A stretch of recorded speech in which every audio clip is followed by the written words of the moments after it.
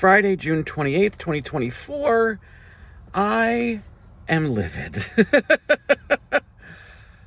I watched that debate last night late. I was up until 2 in the morning. I was fuming. And not because of the actual debate, but because of the reaction from the media, Democrats, and my own fucking friends. I knew when Papa Joe walked out and he started talking and he was all raspy and he was going a mile a minute, I was like, they fucking over-prepared him. Like, they talked him to death, he lost his voice, and they're trying to give him a million things to say in 1 2-minute little soundbite section and try and cover a bazillion topics. That is not how Papa Joe excels. Papa Joe excels at getting the nuance and the details in a plain manner that takes a little more time, and it's kind of folksy. He's not the rapid fire, I'm going to get it all blah, blah, blah, blah, in a hot second. It's just, that's not his style. It's just not how he works well. And I think they grilled it into him that he had to be rapid fire to show how on it he is. That was a terrible idea. I mean, I'm guessing, I don't know, but because that is just not how Biden is going to excel. So,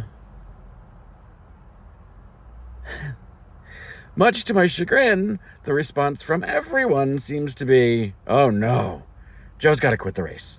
Joe can't win. Joe can't be the president. He can't. He's got to drop out." Fucking New York Times. Fuck the New York Times, by the way.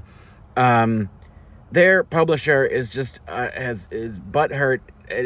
His ego is shot because Biden wouldn't give him a one-on-one interview. So he's been telling the entire news crew to cast Biden in a poor light, emphasize his age.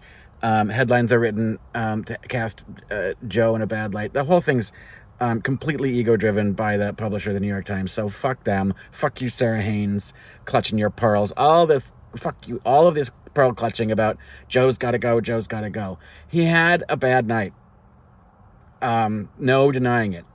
He lost that debate.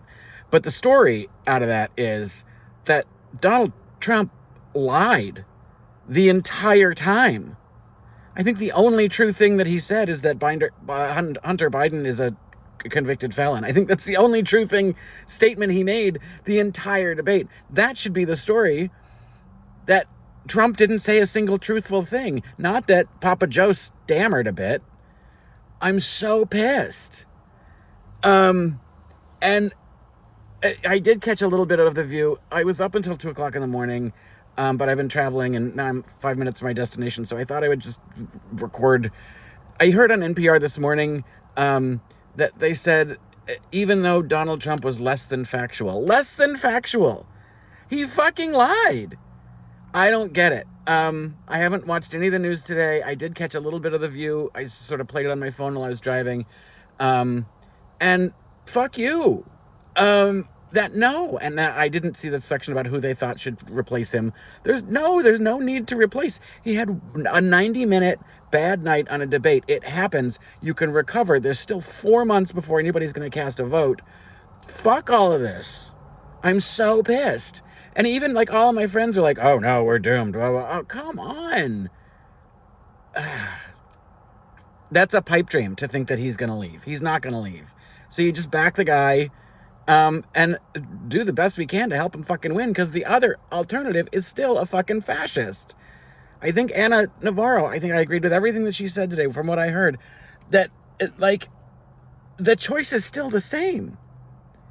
Joe's still in the race.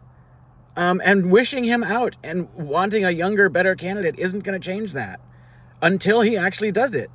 So stop it. Just stop it. I'm so pissed.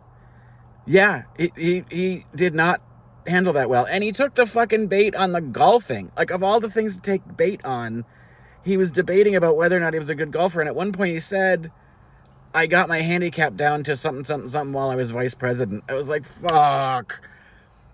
That's what you were doing when you were vice president, Joe?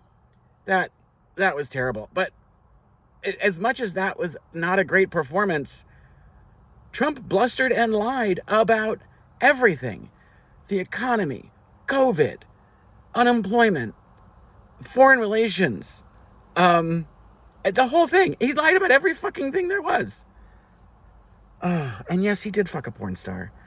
So it's infuriating that this is the conversation. Not that the convicted felon, who has also been convicted of, well, held liable for sexual assault, still has 80 something counts against him that are pending.